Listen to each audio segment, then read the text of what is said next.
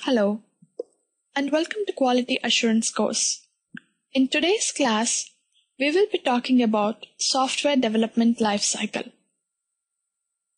The objective of today's class is to learn why do we need Sdlc and what is Sdlc. We will also learn the different phases of Sdlc in detail. Any development has to follow proper process in order to produce a quality product. Let's take the example of building a house. Building a house needs a process and it goes through different phases. Process includes planning, approval, design, and construction. Similarly, development of an application also needs a process and goes through various phases. This process is called as the software development lifecycle. So the process of developing an application or a product is called the software development lifecycle. This lifecycle is divided into different phases. Now let's take a look at the different phases of software development lifecycle. The first phase would be project initiation, followed by requirement analysis and gathering, system design, system development, system testing, user acceptance testing, system implementation or production, and finally, system maintenance. Each phase has a definite start and end, and there are deliverables at the end of each phase. Deliverables meaning the output of each phase. This output can be either document or the code. Now let's try to understand each phase in detail. Let's take a simple example of a small business, say an online bookstore. In this business, to sell the products online, you need to have a website with features to display all the products, and the website should provide the ability for customers to purchase the products. As a business owner, your expertise is only in publishment domain, meaning you are familiar with skills required to run your business. For example, skills like keeping track of the latest editions, selling books, keeping track of pricing, and other publishment skills.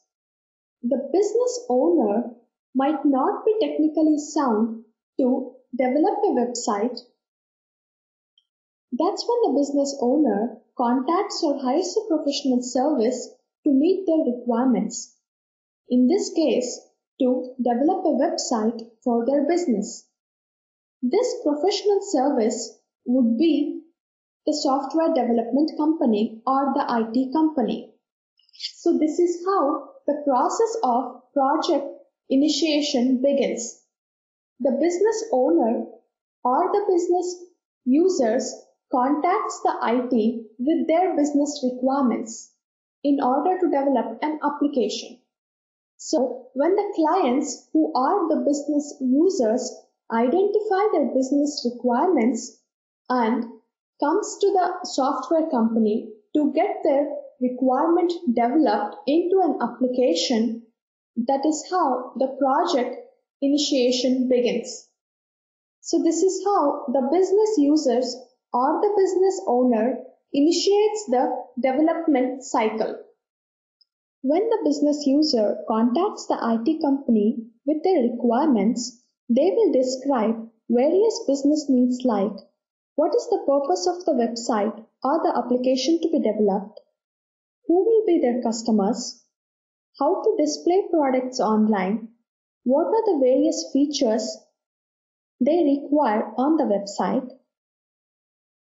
The professionals who are responsible for gathering the requirements from the clients are called as the business analysts, and the clients are called as the business users or the business owners.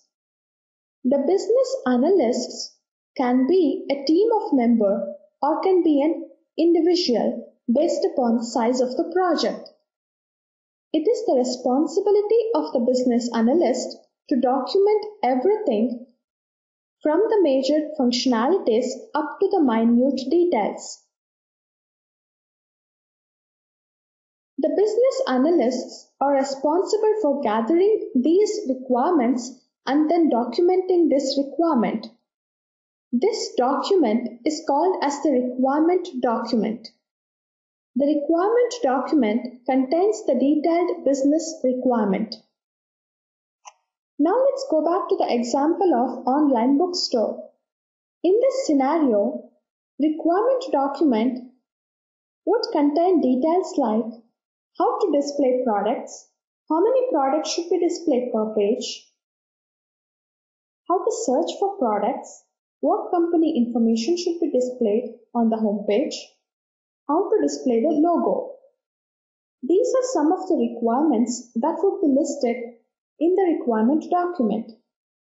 All these requirements are collected from the client and are gathered in the requirement document. So the requirement document explains how the application should function. The requirement document contains the detailed requirements of the application. This requirement document is one of the deliverables of the requirement phase of Sdlc. Requirement document is like a backbone of the application. All other phases of Sdlc refer to this requirement document.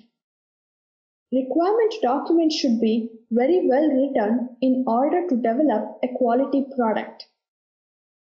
So the business analysts play a major role in the development of application. Now let's look at the other deliverable of the requirement phase, which is the use case document. Business analysts, along with the guidance of business user, decide the functional flow of the application. Functional flow defines the way in which the application should behave under a given scenario. The use case document contains basic path and alternate paths for each functionality of the application.